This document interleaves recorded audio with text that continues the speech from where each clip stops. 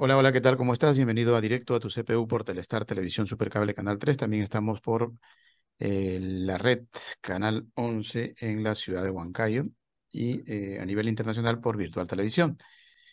Como es ya parte de esta etapa del año, ¿no? Estamos en los prolegómenos de lo que va a ser el veredicto final de nuestros concursos. Básicamente, el concurso Notas Migratorias, el más cercano veredicto, va a ser el día 18 de este mes, un veredicto preliminar, ¿no? Donde solamente se va a tener a los clasificados. Más adelante, en diciembre, ya finalizando el año, se tiene a los ganadores, ¿no? Y para el caso del concurso Macondos del siglo XXI, eso va a ser en el mes de diciembre. Pero en esta ocasión tenemos pues algunos participantes que nos acompañan, como ya es siempre tradicional, de diferentes lugares del mundo, en torno a la temática migratoria, notas migratorias de César Vallejo. Y qué mejor que tener, por ejemplo, hoy a México, Venezuela y Argentina. También tenemos a España, por ahí vamos a ver si recuperamos a nuestro invitado de España. Esperemos que pueda volver a ingresar. Eh, y vamos a presentar entonces a nuestras invitadas, en este caso desde un lugar alejado de la capital venezolana, como es Puerto Ordaz, en Ciudad Guayana, no tan cerca, bastante alejado, pero muy pintoresco, un lugar muy tropical, mucha armonía. Y tal vez la gente pues identifica a Venezuela con el petróleo, pero más allá del petróleo también hay aluminio. Y eso lo dio pues la siderúrgica del Guayana en su mejor momento.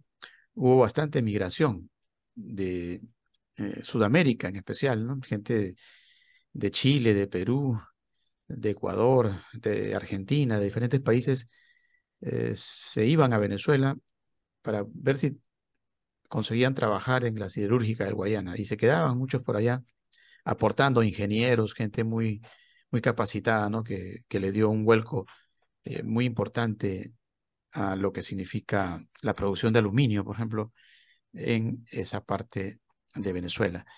Y en la actualidad, pues ya todo eso quedó en la historia.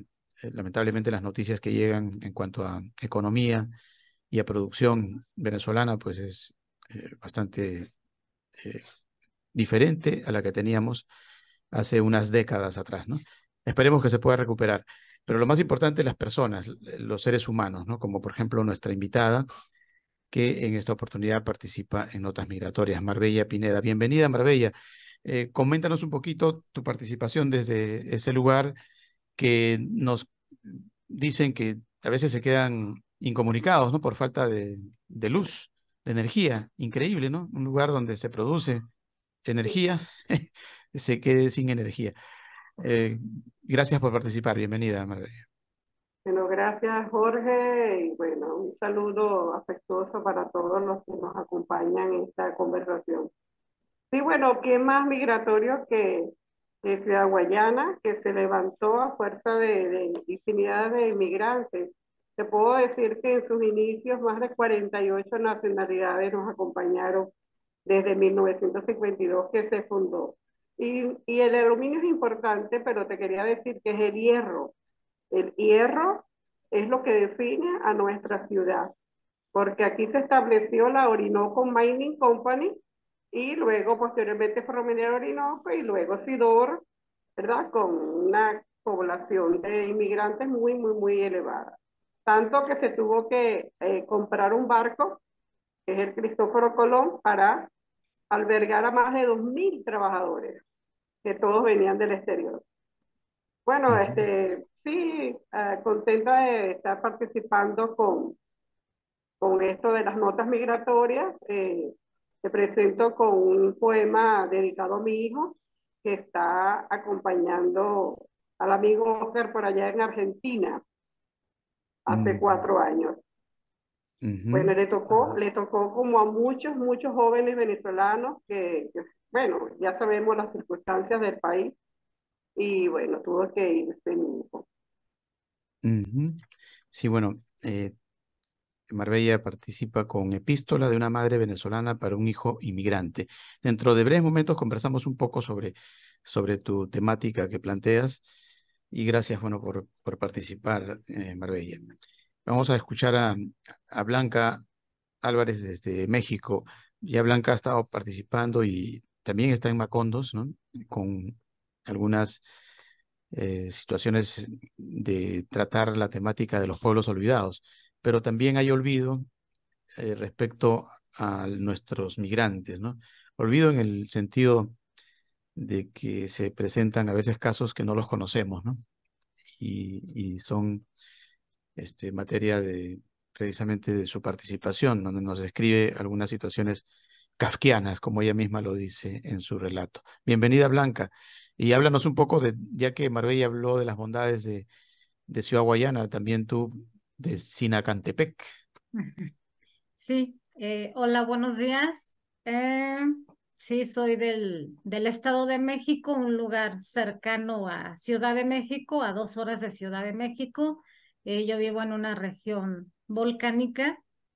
Bueno, el tema con el que concurso en notas migratorias, César Vallejo, se refiere a el tren La Bestia, conocido como el tren La Bestia o el tren de la muerte, que es el tren que tiene unos 15, 20 años, quizá más de 20 años de existencia en México, que transporta, originalmente debe transportar metales, maíz, granos, algunos vegetales, especialmente metales, pero en realidad transporta diariamente a miles, miles de inmigrantes.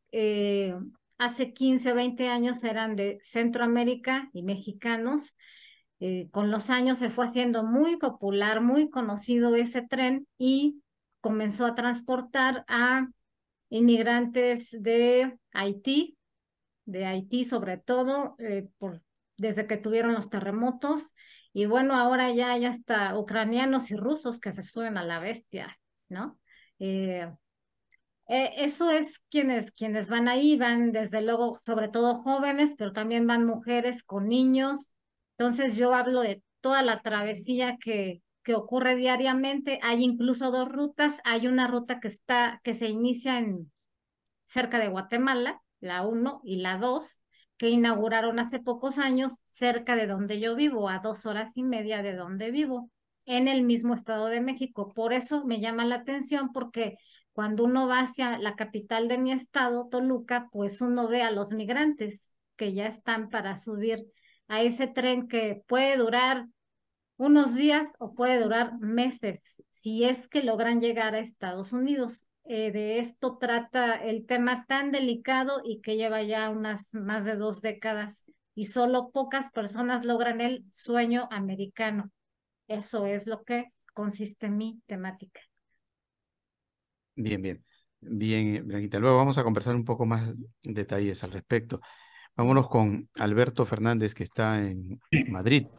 Bienvenido, Alberto. Coméntanos un poco Muchas gracias. cómo así Hola, llegas buenos a días a nuestro todos. concurso. Coméntanos un poquito cómo llegaste a Notas Migratorias, César Vallejo. Bueno, yo lo conocí, yo no sé si ya participé hace años, porque veo que tengo una reseña que yo guardo de lo que envío, y yo digamos que confecciono unas listas de premios literarios que se van dando a lo largo del año, y entonces a través de internet pues conocí las bases y me presenté. En mi caso, yo no tenía nada escrito sobre migración como tal, pero yo quería dar, digamos, un giro de tuerca a lo que es una migración en el espíritu. Entonces yo presento un texto muy corto en el cual hay una despedida. Para mí las despedidas son fundamentales, son bastante aparatosas en el ambiente literario, son muy impactantes las despedidas para siempre. Cuando se va un ser querido, digamos que uno migra de la felicidad al abandono, ese quedarse solo, que es algo parecido, aunque distinto, pero muy parecido a lo que debe sentir el migrante que abandona su país y se va a un sitio totalmente desconocido, con unas leyes nuevas y, lo más importante, solo. solo y con esas raíces cortadas que deja abandonadas y que duelen continuamente y que dan lugar al abandono, a la depresión, a la desesperación. Y entonces yo el texto que presento es un texto muy corto en el cual se va, digamos, la pareja del supuesto personaje y cómo se queda solo mientras ella vuela hacia, en este caso hacia América, se va con ustedes para allá, se va con vosotros y él se queda abandonado en la cafetería del aeropuerto. Entonces es el sentimiento de abandono que siente y que yo, pues digamos que quiero hacer un paralelismo para ajustarlo a, digamos, a la temática del concurso, como la migración a la desesperación, al abandono. Que es algo, yo conozco los migrantes que hay aquí en España, normalmente aquí son subsaharianos y pues bueno, pues viven en unas condiciones malas, eh, se dedican a lo que pueden, a pedir, a aparcar coches, viven hacinados en casas y bueno, pues me pongo en su pellejo y la verdad que es doloroso. Y es doloroso porque yo creo que lo que nos nutre al ser humano es la raíz de la que partimos, la familia, los amigos y el paisaje.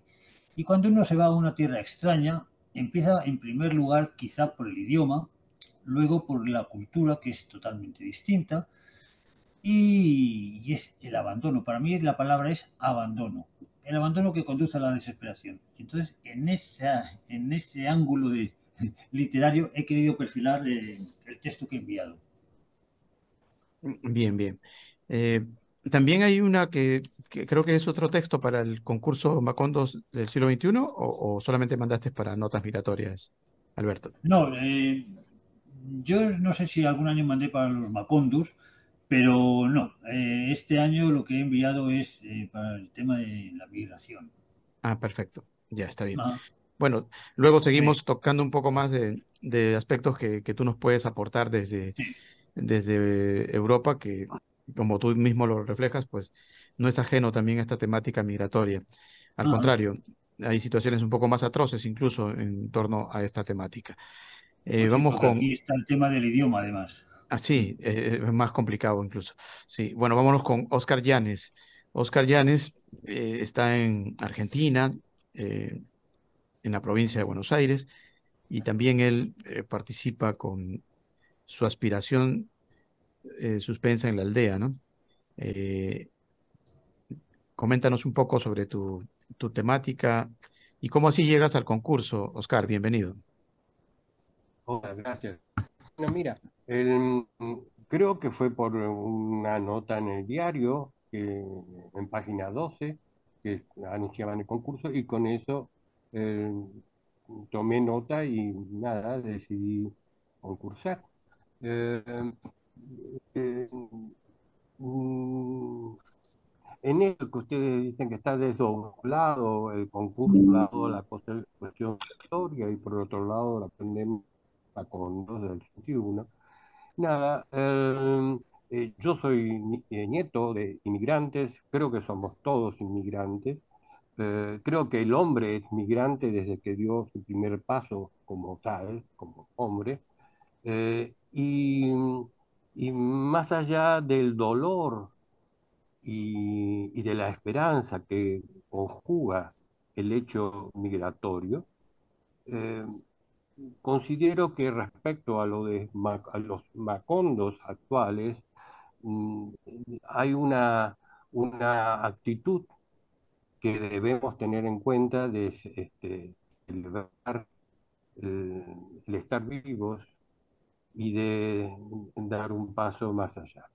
Por eso creo que va lo que envié. ¿Y contesta eso a tu pregunta? Bien, bien. Sí, luego nos explicas de pronto en detalle sobre tu temática.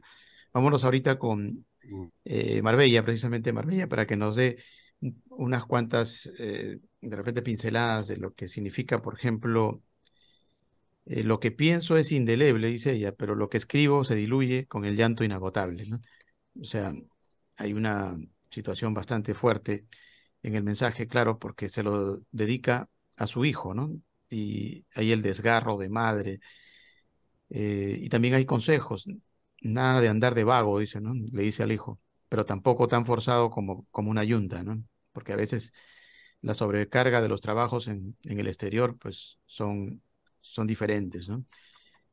Cuando uno, por ejemplo, está en esta circunstancia que no es turismo, sino ya es quedarte, pues no hay dónde elegir también, ¿no? Porque si no aceptas la sobrecarga en el trabajo, pues es muy probable que te voten, ¿no? Y te quedes sin trabajo. De allí que los que vienen de afuera son bastante buscados, ¿no? Porque los amos saben que no tienen dónde correr, ¿no? Y el abuso está de por medio. Pero bueno, así es la vida del inmigrante. Marbella, ¿qué nos puedes decir sobre esa parte que te toca? Bueno, sí, bueno, quiero iniciar diciéndoles que este poema en realidad es una carta que yo le envié a mi hijo, claro que no estaba versada.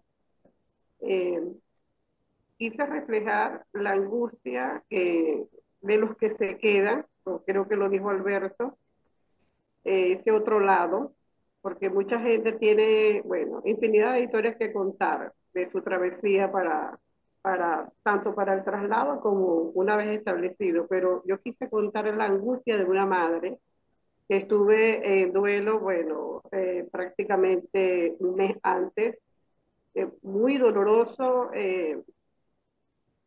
todavía.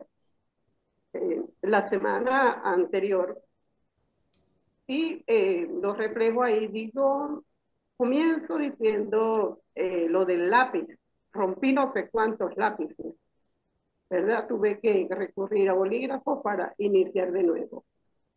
Cuando digo lo de mi pensamiento indeleble, o sea, es fijo la angustia, sé que no se va a borrar el terror, la angustia de una madre, del pensar que probablemente no volverá, pero y las esperanzas que hay ocultas también, pero todo eso, por supuesto, con la angustia, con las lágrimas, se desvanece y bueno, se forman otras interrogantes.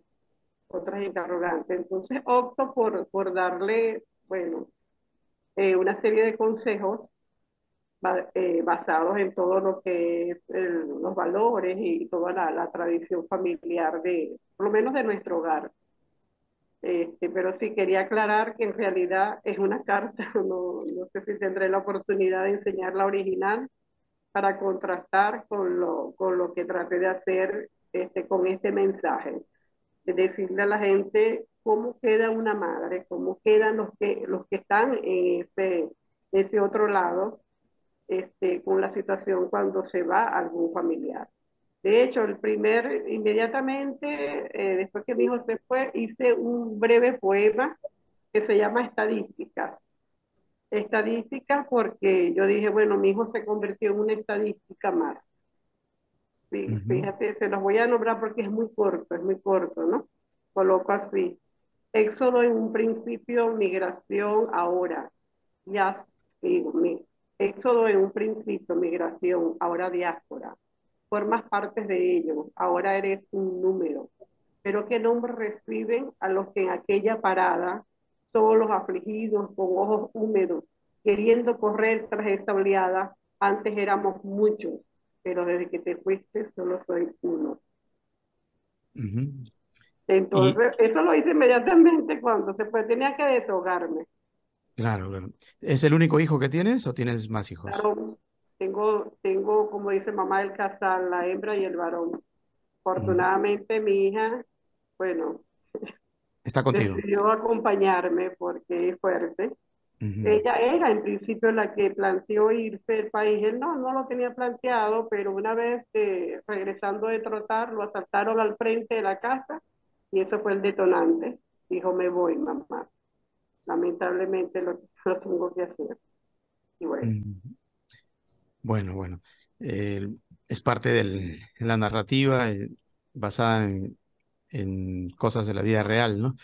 De la participación de Marbella Pineda desde Puerto Ordaz, allá en Venezuela. Vámonos a México. Y en México, pues, Blanca nos habla de quienes asesinan a los periodistas en México.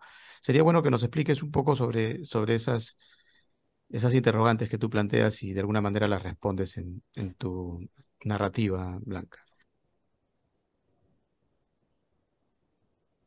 Sí, bien, mi texto es género periodístico, es periodístico.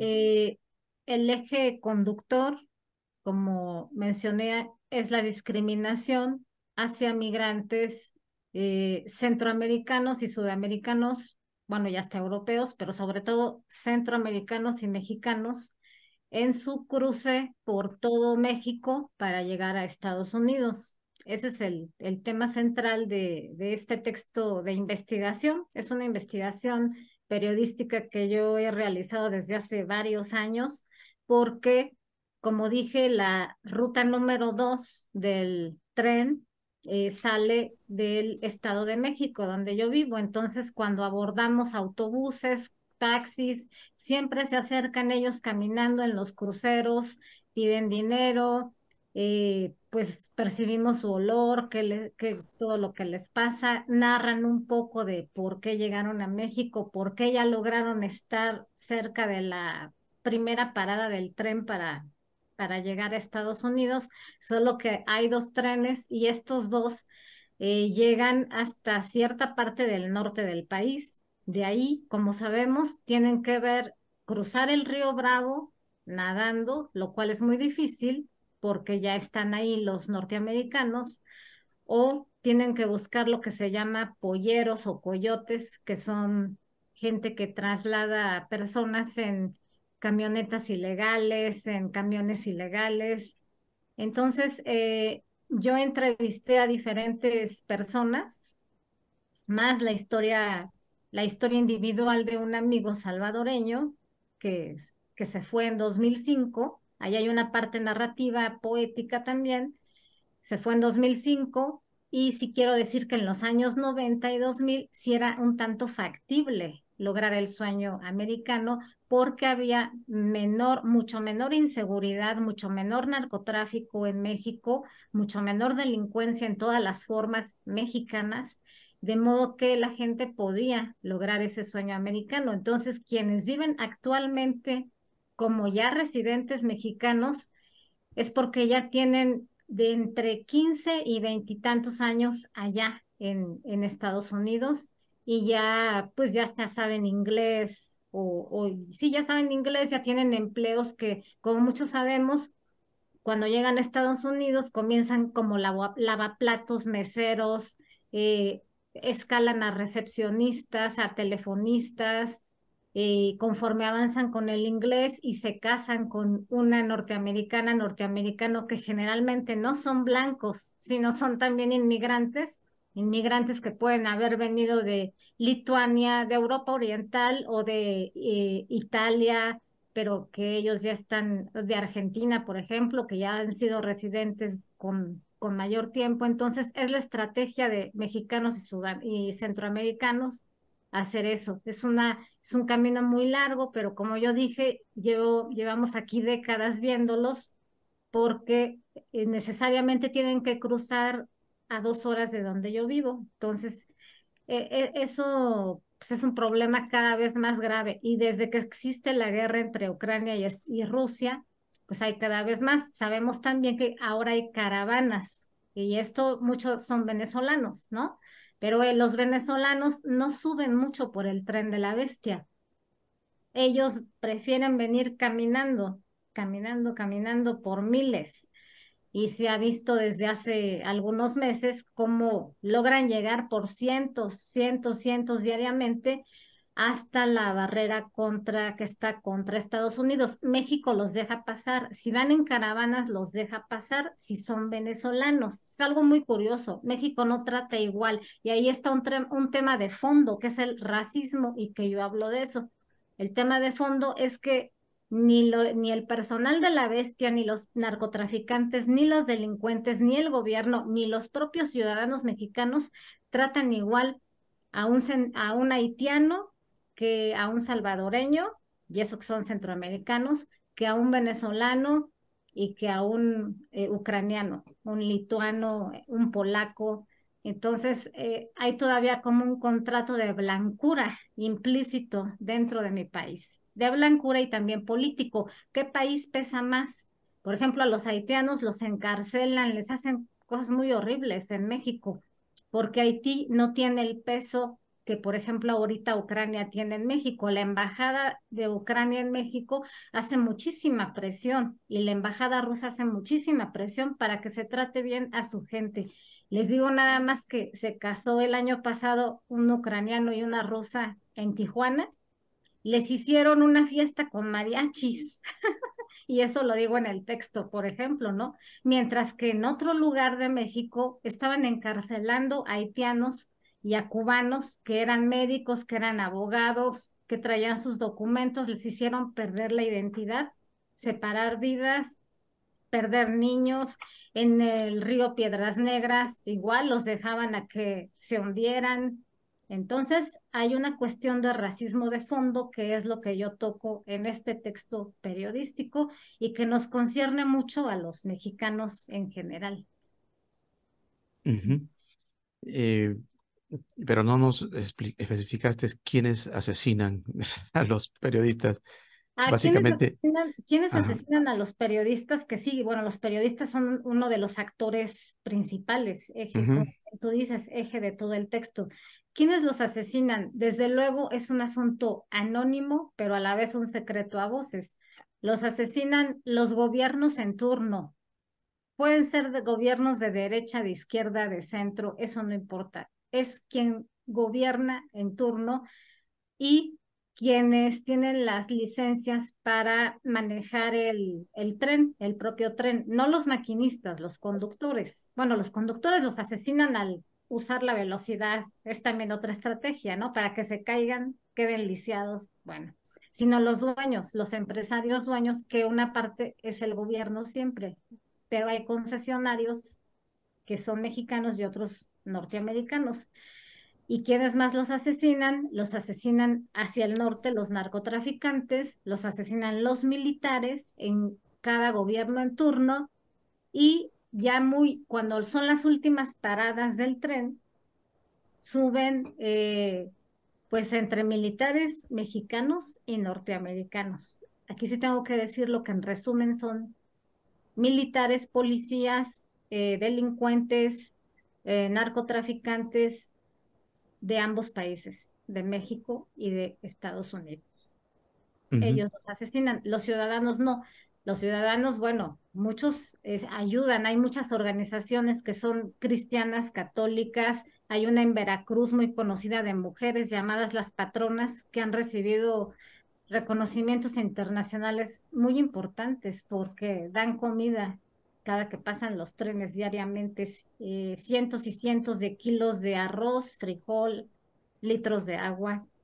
Los ciudadanos no, los ciudadanos damos dinero o damos comida. Lo demás, ya dije quiénes son, Ujú. pero no tienen nombres, los delincuentes no tienen nombres. Son anónimos.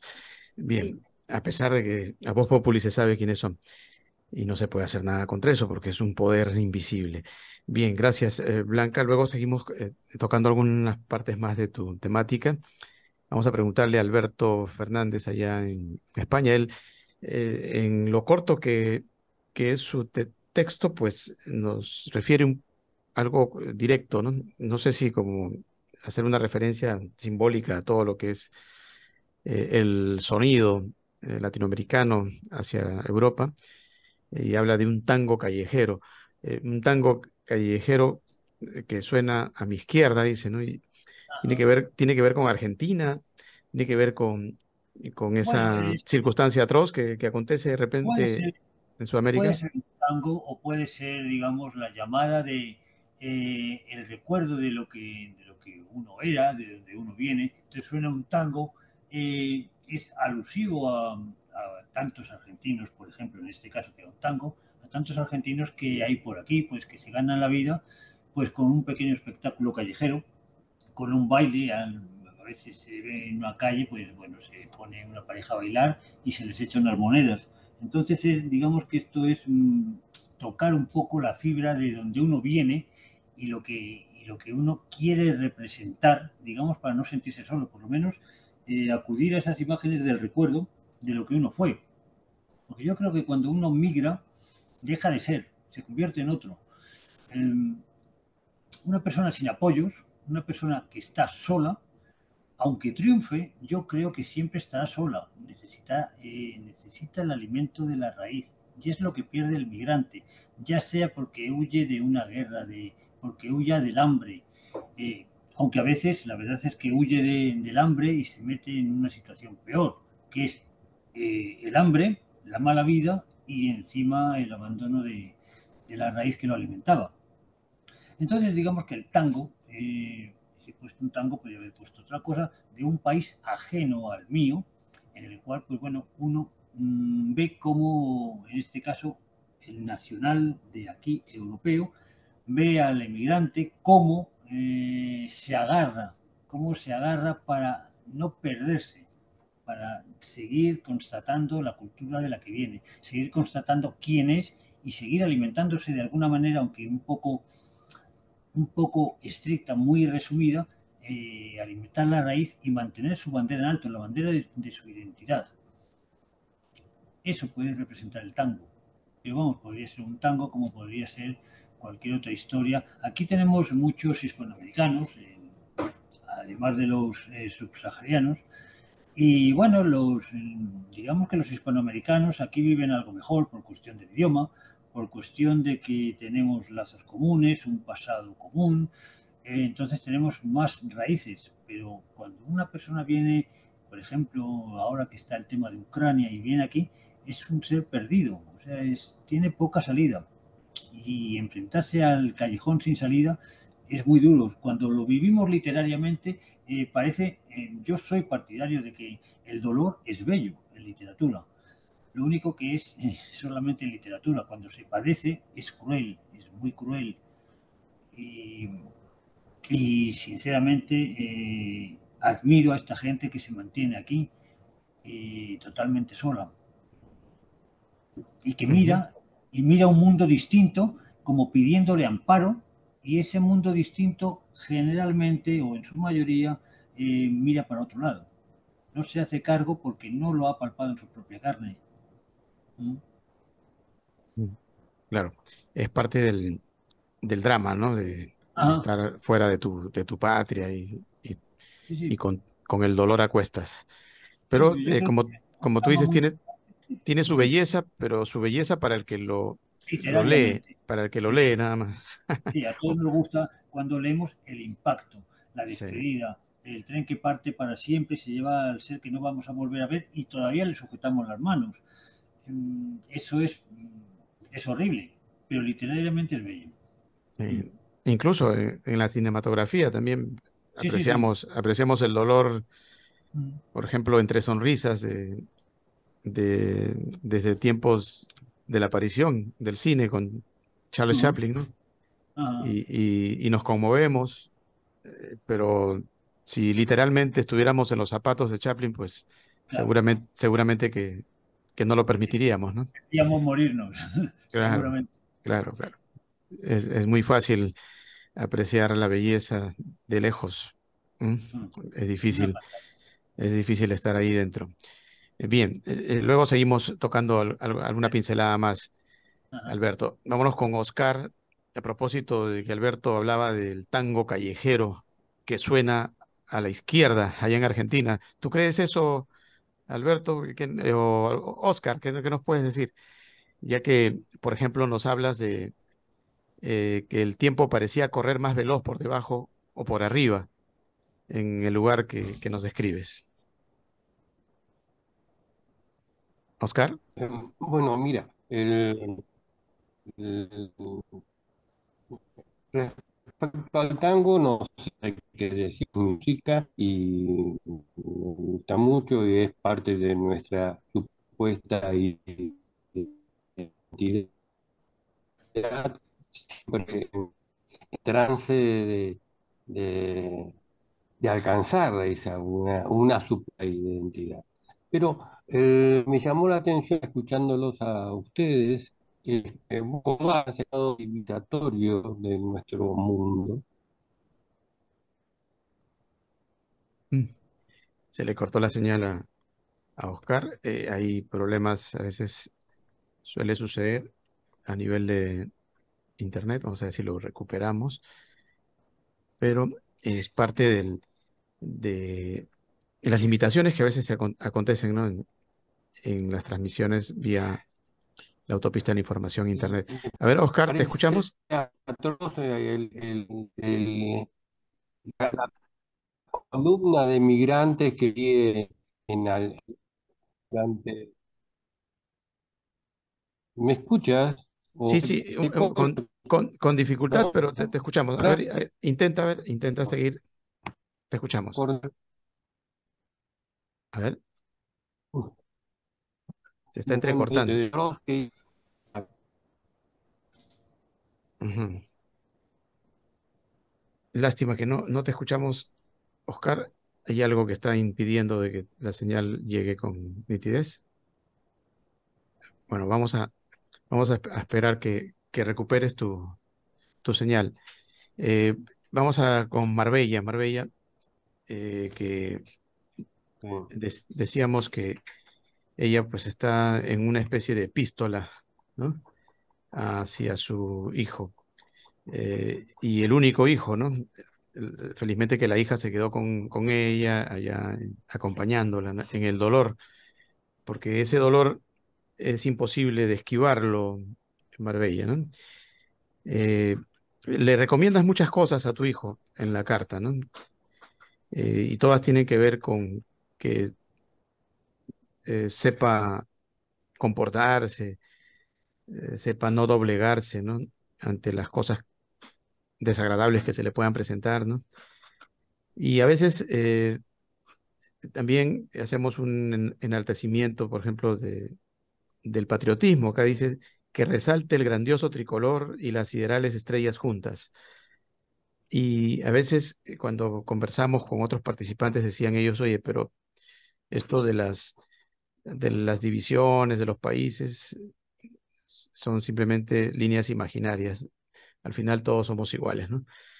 Y andar detrás de este tipo de enaltecimientos, creo que ha sido el principal problema que ha vivido Venezuela, ¿no?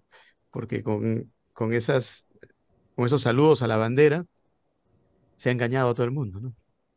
Y creo que también podría ser un error andar diciéndole a los hijos que hagan lo mismo, porque lamentablemente, pues, ya los tiempos cambiaron. Yo creo que las banderas están ahí, pero todos somos iguales, ¿no? O sea, ya no debe haber ninguna diferencia entre Venezuela, entre México, Perú. Todos debemos ser una misma nación, porque creo que ese fue el principio y ese va a ser el final con el correr de los tiempos, ¿no? Vamos a mirar de acá a unos 100 años y vamos a decir, oye, ¿qué cosa era México? ¿Qué era Perú? ¿Qué era Argentina? No sé, se les ocurrió dividirse en algún momento, ¿no? Y gracias a Dios, bueno, superamos esos tiempos, pero eso va a pasar de años luz. Hay que evolucionar mucho para entender eso. Marbella, ¿qué nos puedes decir sobre eso? Pero anterior a eso, digo que ya los pueblos han comprendido que unidos y haciendo puentes es que se pueden alcanzar las cosas. Eso se refiere que más abajo aparece el problema de la xenofobia. Lamentablemente, el país sufrió en algunos sectores, porque, bueno, están divididos por diferentes partes del mundo. Eh, Ha sufrido y sufre de xenofobia. Entonces, yo le digo, siempre el lenguaje es de la calma, la cordura, no entrar en discusión, pero sí que defienda a su país en el sentido de que resalte lo bueno, resalte los aspectos positivos que tenemos nosotros como país, que somos un país, ante todo, acogedor. Somos un país que por tradición hemos adoptado infinidad de nacionalidades. Ya en tiempos podríamos decir, Cipriano Castro, Gómez, que fueron dictaduras del siglo, iniciando el siglo XX. Aquí, bueno, que en el siglo XIX José Antonio Páez se trajo una cantidad de alemanes para fundar uno de los pueblos más icónicos de Venezuela, que es la Colonia Tovar. Entonces hemos vivido de eso, de los inmigrantes, cantidad de gente que hemos acogido en nuestro país y bueno, hemos convivido, saber convivir. Pero cuando se trata de que estemos afuera, resalta esos aspectos, esos valores que tenemos. ¿Verdad? Y yo le digo que se convierta en el guardián de Venezuela, que le salgan halos, ¿verdad? Para que se convierta en el defensor de Venezuela, pero desde el punto de vista verbal, jamás de la violencia. De hecho, les digo, colóquese un Brasil, que por cierto es una palabra en desuso completamente, porque ahorita es brazal, ¿verdad? Que es esa armadura completa que se usaba en los tiempos medievales, y le digo, colóqueselo para que no tenga peso y no luche, no vaya con esa reacción de confrontación, jamás. No es la intención si se lee todo el poema. No lleva esa connotación porque está completamente de acuerdo. O sea, no me refiero a nacionalismo en ese sentido, me refiero a que es tu patria, es tu nicho, es tu nido, y como tal, añóralo y bueno, quiérelo, donde quiera que esté. Ujú. Bien, bien. En la parte de México, sabemos que la encrucijada siempre va a estar con la bestia, que es el tren que nos describe Blanca, el tren de la muerte. Y ella dice, ver estrellas por la noche no es el cielo. Eh, eh, Hay varios pasajes dentro de tu narrativa donde nos hablas de los coyotes, de la forma incluso en la que la gente atraviesa con este tren de la muerte, ¿no? Y conversando con algunas personas pues, que han pasado por esta experiencia, de verdad que es bastante doloroso, ¿no? Se nota, a pesar de la alegría de la actualidad de repente de los que ya viven en los Estados Unidos, ¿no? De los que lograron cruzar, es como una cicatriz incurable, ¿no? Que siempre va a estar ahí, ¿no? Descríbenos un poco eso. Ver estrellas por la noche no es el cielo, ¿no? Sí, pues eso se refiere a algo pasado, ¿sí me oyen? Sí. Sí, ver estrellas en la noche, por la noche no es el cielo, se refiere a un pasaje donde hablan migrantes que van en el lomo de la bestia, es decir, en el techo.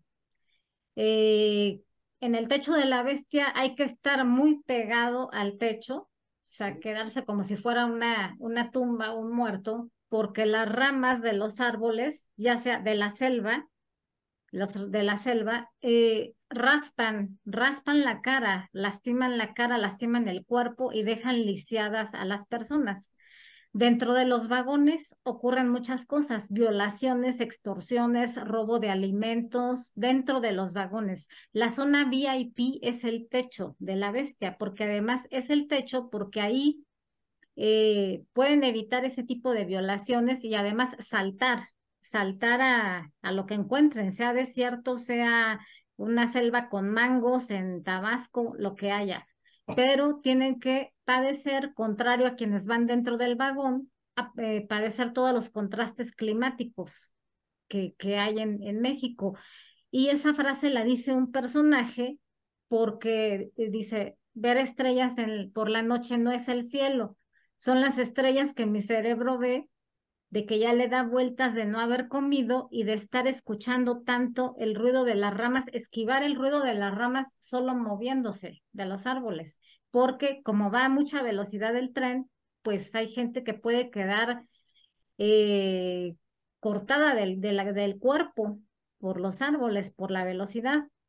A eso se refiere, a todo lo que pasa dentro del tren, lo que pasa dentro del tren por cuestiones climáticas, dentro de la propia gente que no se conoce y que unos son ladrones, hay también que decir eso. Hay muchos que cruzan, que ya han cruzado varias veces y sobre todo son centroamericanos en la actualidad, que están relacionados con la Mara, por ejemplo, o con otros grupos y cruzan para hacer delincuencia.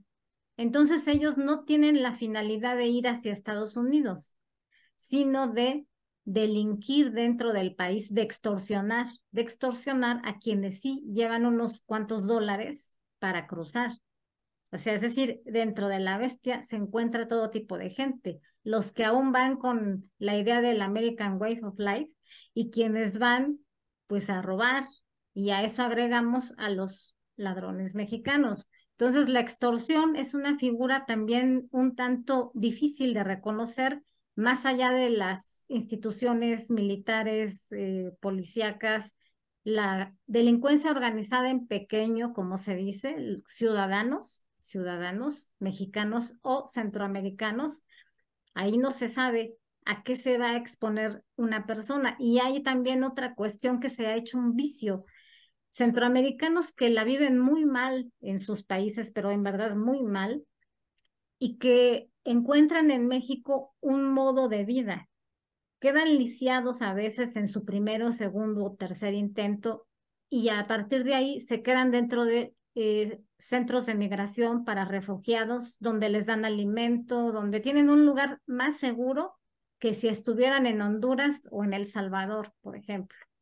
Entonces, hacen un medio de vida y ya se quedan en México y cuando vemos ya pasaron 8 o 10 años y no son mexicanos, están en calidad de refugiados, pero pues nadie los corre, porque como aquí hay cientos de miles de migrantes, cada día hay miles, entonces no se puede tener un control de ese asunto. Y hay otro factor que también quiero mencionar.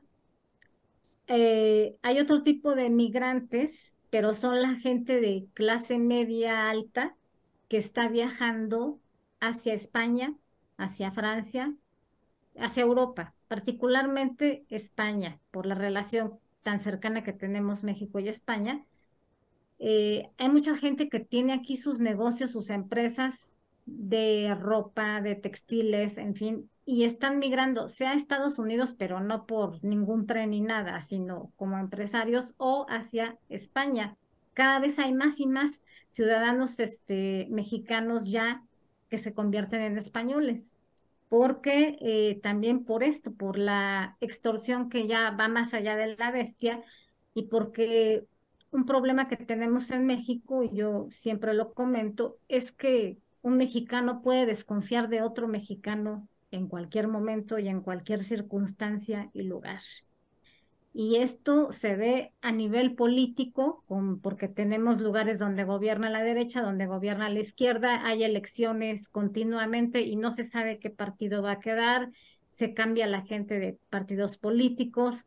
Eso también deja ver más el racismo. Y aquí lo que pervive en este momento es un estado de confusión, de desconfianza y como dije, de racismo y de miedo a ser eh, robado, hurtado en cualquier momento, a que no sabes qué persona puede ser tu amigo y quién no dentro de los propios mexicanos. Y además también identificamos que hay estados más peligrosos que otros y hay estados muy tranquilos o ciudades o pueblos tranquilos. Los mexicanos sí lo identificamos, los extranjeros solo conocen algunos lugares, los que son turísticos, y dicen voy ahí. O sea, si son sudamericanos, dicen voy a Cancún y no voy a tener problemas. Voy a una parte de Acapulco, de Punta Diamante, no tendré problemas. Voy a Los Cabos, las zonas de playas, que son más seguras, por ejemplo, ¿no? Pero hay gente que, tú mencionabas hace un momento, los que logran estar en Estados Unidos, centroamericanos sobre todo, algunos sudamericanos, pero más centroamericanos, y lograron el sueño americano y quedan traumados, tan así que no vuelven a México nunca. Ya siendo residentes después de décadas, ya con un estatus socioeconómico de clase media, media alta, dicen, no, yo no voy a México ni en plan de turista.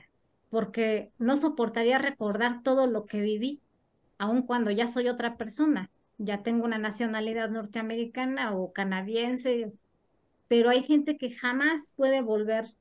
Por ejemplo, te mencionaba un amigo salvadoreño, va a El Salvador, pero le digo, ¿y no te quedas en México a darte una vuelta o a la playa? No, es que yo tardé 3 meses en lograr cruzar del Salvador a Estados Unidos y toda una serie de situaciones terribles que pasó y las comento ahí como uno de los ejemplos vivos. Y sé de otras personas más a quienes entrevisté que están en diversos lugares, en Chicago, en Florida, en Los Ángeles, en muchos lugares de Estados Unidos.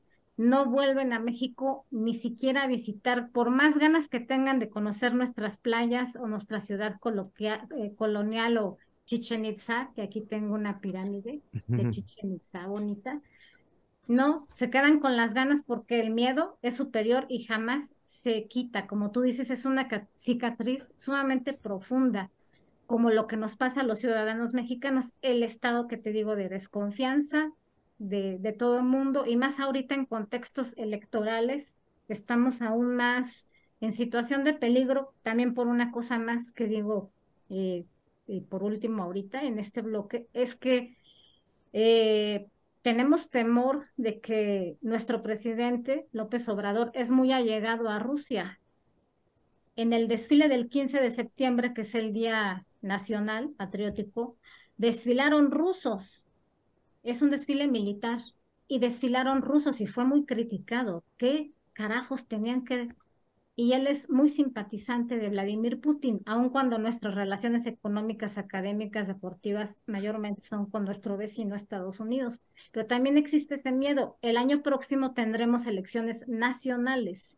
No sabemos si ganará la derecha o la izquierda. El miedo que se tiene es que la izquierda está muy simpatizada con eso y desde que vimos a estos rusos el 15 de septiembre en el Zócalo de la Ciudad de México, pues estamos asustados, porque no queremos ver a militares de ese país aquí, ¿no? Imagínate. Entonces, confusión, signo de interrogación entre mexicanos. Bien, bien, bien, Blanquita. Es también el hecho de que toda esta temática nos lleva pues al análisis país, al análisis eh, gobernabilidad, democracia, entre comillas, situaciones que se presentan, ¿no? Más allá incluso de la temática que estamos tratando. Y precisamente vamos a preguntarle a Alberto Fernández, que está en España, ¿no? Eh, España tampoco es ajena a estas dicotomías que se presentan en el mundo.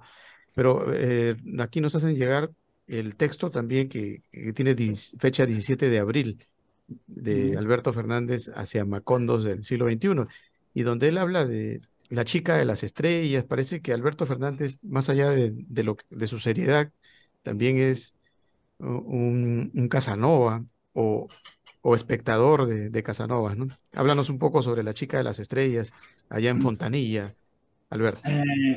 La chica de las estrellas, me quedo sorprendido de que participe en el certamen. No lo sabía. Bueno, yo soy periodista. Entonces, y soy periodista y observador. Yo soy de los que voy en el metro y en lugar, bueno, voy leyendo, pero cuando no voy leyendo me gusta mirar a la gente y fabricarle historias. Entonces, cada semblante, cada cara o cada conversación, cada mirada, te da un mensaje claro. Si sabes observar, sabes lo que la gente está pensando, y casi dónde va y de dónde viene. Eso es solo casi. Bien, la chica de las estrellas, bueno, es la historia de un varón, no exactamente un Casanova, pero sí que es cierto que va a un pueblo, no es Fontanilla, Fontanilla es una invención, no sé si existirá. Entonces conoce a una chica de la cual no pretende enamorarse porque él está pendiente de otra historia, de la mujer de su vida, y bueno, pues la tiene ahí pendiente y no pretende enamorarse. Pero las circunstancias de la vida hace que en unos días tenga una pasión grande por esta mujer y luego por un pequeño problema, una confusión, esta mujer desaparece. Es otra pérdida. Entonces vuelvo al tema recurrente de cuando uno quiere tener algo y se lo quitan, Es como cuando a un niño, pues antes se le da un regalo y antes de que lo desenvuelva, pues se le arrebata. Eh, es como arrancarle algo. Entonces a este varón se le arranca la emoción, la pasión, y aunque en el fondo no quiere nada con la chica de las estrellas, que es la chica de las estrellas porque esta mujer, bueno, digamos que interpreta un poco los astros, hace varias cosas y tal, entonces a él le encanta ese mundo al que accede, y ese arrancarle a esa mujer justamente en el día en que va a llegar a esa otra mujer que por la que él realmente siente algo, pues bueno, es una pérdida, vuelve a vivir la pérdida de lo que tenía conquistado, de la pasión. Todos los sentidos se vuelcan en una persona. O bueno, es una persona, puede ser un animal, puede ser algo que a uno vuelca todos los sentidos y tiene las orejeras de un burro y solamente ve eso. Si se le quita eso, se le mata, casi literalmente. Entonces es el caso de la chica de las estrellas, en la cual él abandona Fontanilla y vuelve a su tierra, y lo único que se le queda de la chica de las estrellas es el polvo, la arena de las sandalias que llevaba esta chica y que dejó impregnada en las alfombrillas del coche. Es lo único que se lleva a casa, aparte del corazón destrozado y el abandono. Vuelvo a hablar, por entroncarlo con el tema, es la migración hacia la desesperación, hacia un mundo distinto. Cuando uno cree que tiene conseguido algo y se lo arrebatan, es un robo imperdonable, que todos padecemos en algún momento de nuestra vida y en mil situaciones, en el trabajo, en el amor, en la amistad, en fin. Esa es la chica de las estrellas. No es que yo sea un Casanova, yo escribo sobre algún Casanova. Claro, Sí, bueno, o sea, no te aconteció a ti, ¿no? No terminaste en la bueno, playa está revolcándote con la dibujado, chica. está basado en algún hecho real, porque, hombre, los que escribimos, pues siempre escribimos sobre cosas nuestras, aunque las camuflemos, pero el sustrato del que nos alimentamos es ese, las vivencias que tenemos, pues luego cómo darles forma, aunque con inventiva y no que no sean reales, pero sí son los sentimientos, sí son los nuestros. Es difícil escribir sobre algo que no sentimos y mucho más sobre algo que no conocemos. Entonces, digamos que sí, que bueno, es una historia propia camuflada. Ah, tú Claro, también porque me las paredes tienes tienen que mejorar oídos y tú la sabes, ¿eh? ¿no? Bueno, no, bien, bien, Alberto. Bien Sí, por tu temática, porque nos refresca un poco el drama, ¿no? De la parte migratoria, que como sabemos, pues es la vertiente más importante de Notas Migratorias de César Vallejo. Coméntenos un poco, ya vamos a pedirle a Oscar, a ver si volvió por ahí, Oscar, ¿nos escuchas, Oscar? Para ver si logramos nosotros captar tu señal. Hola, ¿estás ahí, Oscar? A ver, parece que Bueno, Oscar. ¿Nos estoy escuchas? entrecortado, tengo una conexión inexistente. Sí, tu Sí, conexión yo es... los escucho intermitente Ajá. Bueno, bueno, y efectuosa. bueno, sí. Una lástima que no podamos escucharte a ti bien para que nos sigas conversando un poco más sobre tu Sí, temática, ¿no? Pero no yo importa. lamento Lo importante es que tú estás con no nosotros por el momento, ¿no? bien Sí, sí, sí. Sí, sí. Vamos a ver que si hacen. te volvemos a invitar en una nueva sesión y con una mejor conexión. Vamos a escuchar a Marbella ya para finalizar. Marbella, el Notas Migratorias lleva el nombre pues, de César Vallejo, un poeta que nació aquí en un pueblo olvidado de Perú, no en Lima, no en el Perú llamado Lima, sino en el Perú alejado de la capital, ¿no? Ni siquiera en una capital de departamento, sino en un pueblito, ¿no? Que se llama Santiago de Chuco. Y conoció muy poco Lima, anduvo de paso prácticamente, eh, y se fue a París y nunca más volvió, ¿no? Sus restos están en el Montparnasse, allá en París. Es la vida de muchos, ¿no? Quizás por eso escogimos el tema con la alegoría de César Vallejo, ¿no? Es una vida de muchos latinoamericanos, ¿no? Que quisiéramos terminar en nuestros lugares donde vinimos al mundo, pero muchos no se nos va a conceder ese deseo, ¿no? Seguro que tú sí aspiras a que tu hijo vuelva y que de alguna manera pues la historia sea como un cuento de hadas muy bonito, ¿no? Pero la vida a veces es distinta, ¿no? Coméntanos un poco qué conoces de Vallejo, no sé, qué nos podrías mencionar al respecto ya a manera de reflexión final. Bueno, Vallejos, tuve la oportunidad de conocerlo desde bachillerato. En los análisis era obligatorio leer a Vallejo, pero me pasó algo increíble con él, porque cuando hurgo en su biografía, resulta que él muere el día de mi cumpleaños, el 15 de abril. Mm, Entonces eso siempre me llamó la atención y de cierto modo una conexión. Yo soy docente ujú, y buena parte de algunas introducciones a cursos utilicé el cuento de Paco Yunque ujú, para tratar el tema del bullying, del respeto al ser humano y todo lo demás, porque me parece que es maravilloso para tratar ese tema. Conmovedor y bueno, sí estoy cercana a César, por lo menos ese cuento me lo he leído muchísimas veces y también lo referente a sus poemas. Con los más famosos de Trilce no me identifico tanto porque son un poco complicados, ¿no? O sea, mm, no mm, sé, hay algunas personas que, bueno, han hecho grandes análisis sobre él, pero me gustan más los poemas humanos que tratan la parte social, la parte, bueno, me identifico más con esa temática. Y de hecho ujú, algunos son mis favoritos, pero de verdad que a pesar de que a nivel mundial, eh, yo creo que evidentemente es uno de los más grandes escritores que tiene el mundo, su obra se ha difundido mayormente por Trilce, pero mm, en mi caso particular, no. En mi caso ujú, particular, el cuento marcó mi vida. ujú. El cuento breve de Vallejo. Paco Yunque, claro, claro. Eh, Bien, bien, Marbella. Bueno, la mejor de las suertes en el concurso y nuestros mejores deseos para tu hijo en Argentina, ¿no?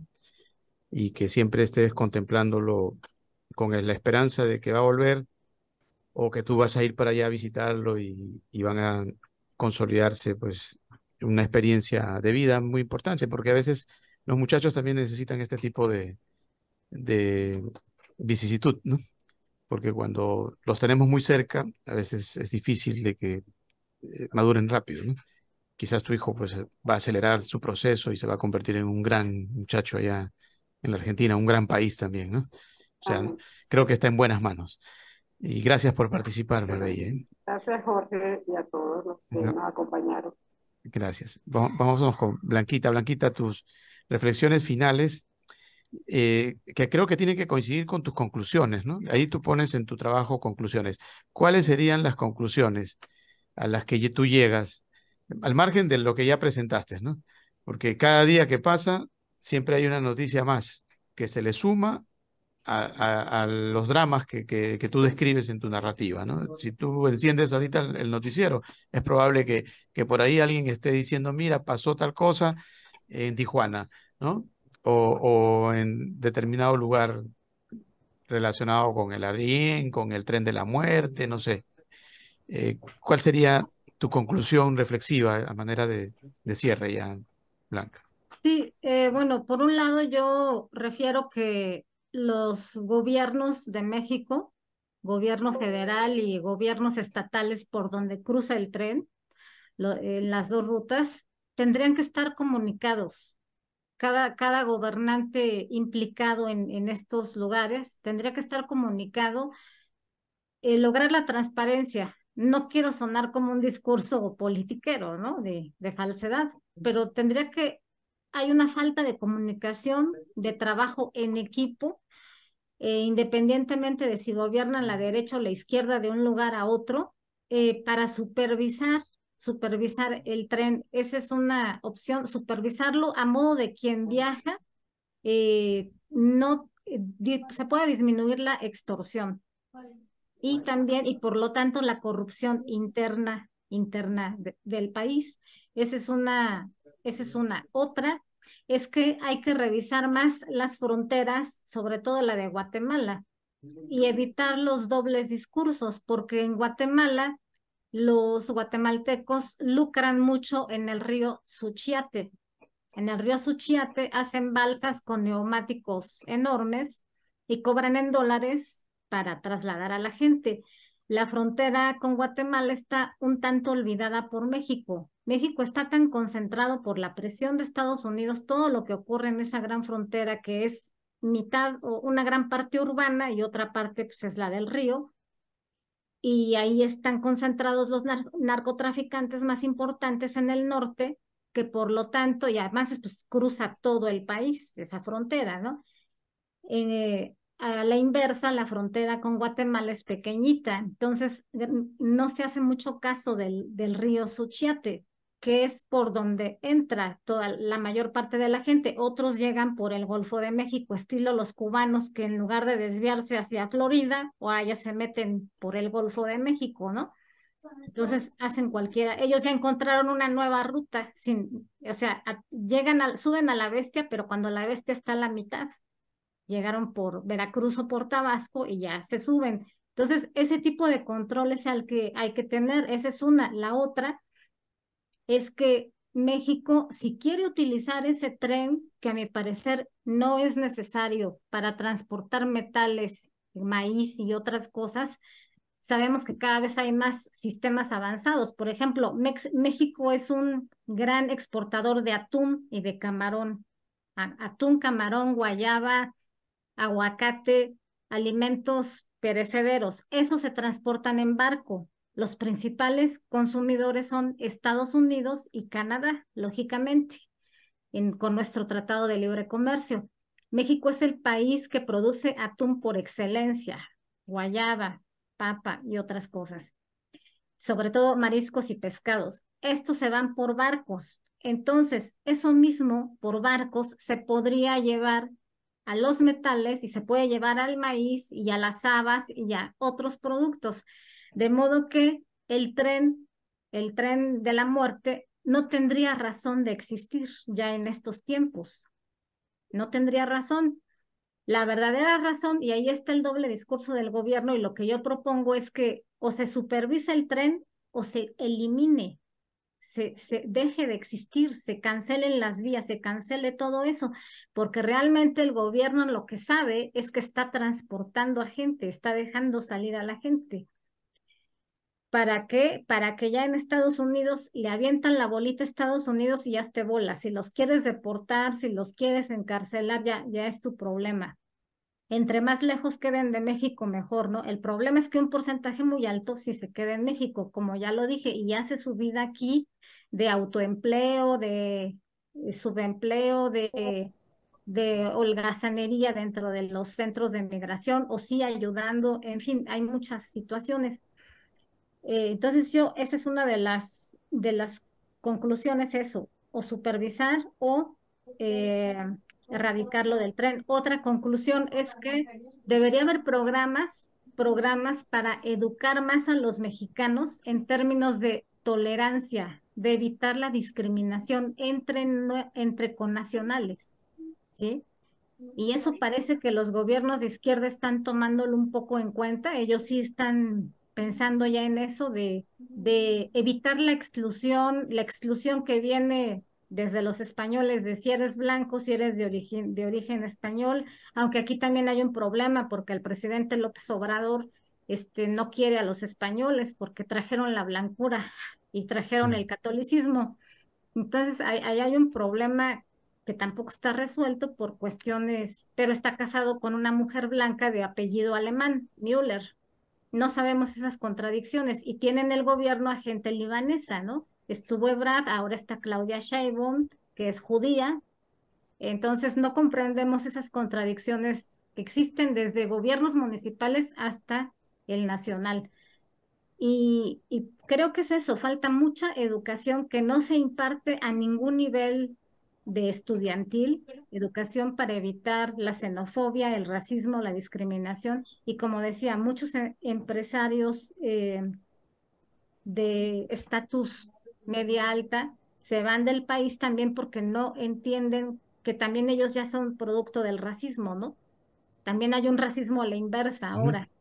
Entonces, creo que eso es lo que falta, educación, programas, trabajo psicológico y ahora que tú mencionaste los centroamericanos y toda la gente que ha padecido por el tren de la bestia y vive en Estados Unidos, incluidos mexicanos, lógico, y que no vuelven a México, también deberían, México está en deuda con ellos, yo creo, en deuda ujú, sobre todo emocional, y es lo que se debería trabajar, la parte emocional, la parte económica y la del doble discurso gubernamental dentro del país. Y la coordinación entre gobiernos, por ser un país tan extenso y tan ujú. diverso.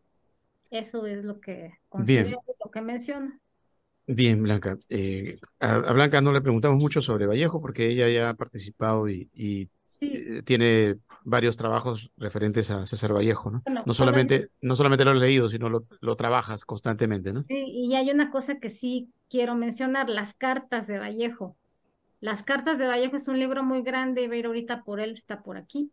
Es un libro muy grande de cartas que escribió de París. Estando ya en París, escribió a mucha gente que estaba en Perú, a familiares, a escritores y también escribió a españoles, obvio, españoles, amigos del comunismo. Casi siempre era para solicitar ayuda económica por la pobreza en que estaba.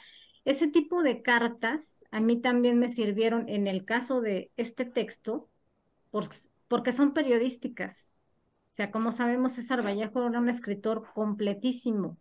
Entonces, esas cartas que escribió en español y otras un poco en francés desde París son muy de un tono muy educado, muy, parece que no es el autor de Trilce, pero sí lo es. Ujú, Porque son muy mesuradas, contrario a su poesía. Entonces, esas cartas me ayudaron también a tratar de redactar lo más mesurado posible esta cuestión de pérdida, de enojo, de frustración, de confusión, pero eso mismo es lo que sintió Vallejo cuando estuvo en París. Él también estuvo en un estado de confusión, de desconfianza, de temor. Creo que la palabra es temor y miedo al presente y al futuro y de escasez económica. Y eso es lo que sufren los personajes de los que hablo en el texto. Y esa manera tan concisa que tiene Vallejo en las cartas, son cartas de dos fragmentos, de tres, esa manera concisa sí la retomé y esa manera educada también la retomé porque es una de las tantas facetas que tiene el gran escritor universal.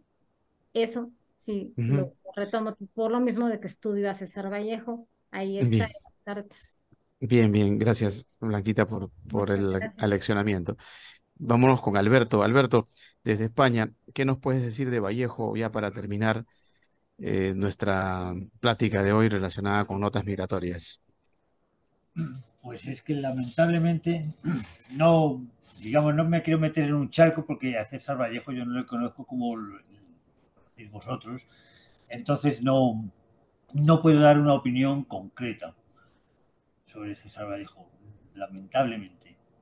Ujú, bueno, es No, tu, no lo tu, conozco como para poder hablar de él. ujú, tu tarea pendiente entonces que tienes con nosotros, Alberto. Eh, por supuesto. Además que me ha interesado el tema de las cartas. Creo Claro. que las cartas es una cosa muy íntima y por donde se conoce más a la persona que al personaje. Entonces, sí, le echaré Ujú, un vistazo a las cartas, seguro. claro. Y recuerda que siempre nuestro concurso se mantiene en el tiempo, o sea, 2023, inmediatamente los que nos están escribiendo ya se cerraron las posibilidades de que puedan participar en notas migratorias, pero Ah, todavía no se cierran Macondos todavía pueden enviar. Y el próximo año, en enero, ya pueden comenzar a mandar sus notas migratorias ujú. y van a participar igual, ¿no? Van a tener la posibilidad de tener este intercambio, por ejemplo, a través de este tipo de entrevistas porque consideramos que más allá de que pueda ganar un texto, tiene que ganar el ser humano, ¿no? La persona como tal. Por Y queremos supuesto. visualizarla, conocerla. Por No todos supuesto. son visualizables como Mario Vargas Llosa, ¿no? Ya. Co- Como los grandes que por ahí circulan en los medios de comunicación. Creemos que hay muchos más grandes anónimos y vamos en búsqueda de ellos. Tu reflexión final, Alberto. Mi reflexión final sobre, eh, ya tratar de ser breve. Estamos hablando del tema de la migración, los políticos, la doble moral y los dobles mensajes y todo esto. Yo creo que es muy difícil. O sea, eh, aunque no sea políticamente correcto decirlo, yo pienso que el ser humano no tiene arreglo. Es decir, llevamos en la genética nuestra el egoísmo y entonces somos partidarios del reparto, de la igualdad, cuando no tenemos nada. Pero en cuanto subimos un escalón, a los que están abajo ya no los miramos de igual modo. Eso no es una cuestión de educación, sí, pero finalmente, si se rasca el ser humano, termina saliendo el ser egoísta que hay dentro. Entonces, finalmente los que nos gobiernan salen del pueblo. Somos nosotros mismos. O sea, no podemos cargar la culpa a los que nos gobiernan porque los hemos elegido nosotros de nosotros mismos. Tiene difícil arreglo. Yo creo que cuando habíais hablado de que las fronteras eliminadas a años luz, has dicho, bueno, el ser humano no creo que sea capaz de conservar este planeta a años luz. No creo que lleguemos a ningún puerto de ese tipo, porque antes nos lo vamos a cargar. Y ahí bueno, no vamos a entrar en el tema del cambio climático y todo esto. No vamos a entrar en la guerra de Rusia contra Ucrania. Yo no creo que los rusos sean peores que los ucranianos. No, son iguales, porque los que están allí con el armamento son hijos de madres iguales los unos que los otros. Que los gobernantes son malos, pero han salido del pueblo. Entonces, realmente creo que tenemos que ponernos una cruz a nosotros mismos, a la humanidad en general. Y ya digo que esto no es políticamente correcto decirlo, pero yo es mi pensamiento y siempre trato de decir lo que pienso. El ser humano no es bueno, no es buena cosa. Bien, gracias Alberto por tu participación. Esperamos tenerte más adelante. Ajá. Vamos a ver si conseguimos un poquito de Oscar Llanes ya para despedirse. Si es que estás ahí, Oscar, lo que podamos captar, te escuchamos, tu despedida, al menos.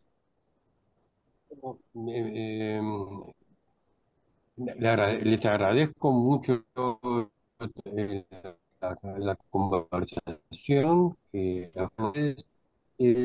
Mi idea es respecto a tanto el tema migratorio como el tema fondos, um, recordar lo que decía Hoyerling, donde está el peligro, está Salvador. Creo que estamos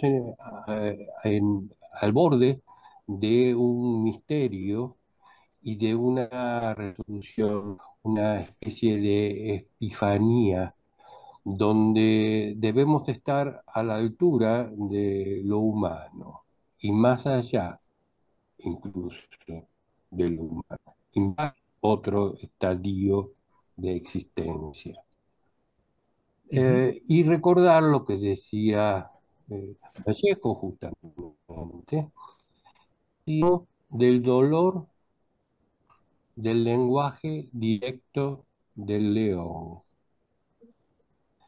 ujú. Eso muestra el pathos de un poeta y tal vez de toda la poesía. El tratar de alcanzar y de dar testimonio de una aspiración. Eso es mi conclusión. Gracias. Bien, gracias, Oscar Llanes desde Argentina. Agradecemos a Blanca, a Marbella, a Alberto por esta eh, participación en Notas Migratorias y también en Macondo del siglo XXI, que se sorprendió ahí, Alberto, pero también está participando por ese Me acuerdo. concurso. Bien, la mejor de las suertes. Recuerden que todo esto es por Telestar Televisión Supercable Canal 3. También estamos por la red Canal 11 en la ciudad de Huancayo y a nivel internacional por Virtual Televisión. Que todo sea felicidad y, como siempre, a sonreír. Chao, chao, gracias. Gracias, chicas. Gracias, muchachos. Hasta la próxima. Chao.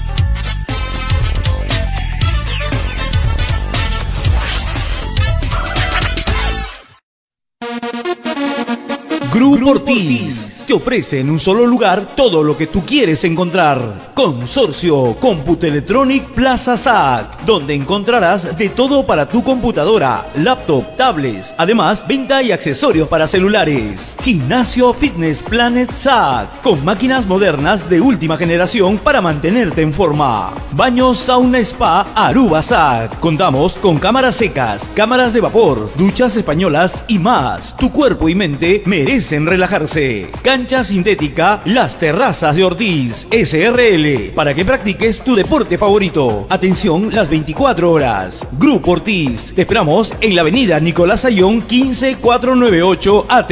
Grupo Ortiz.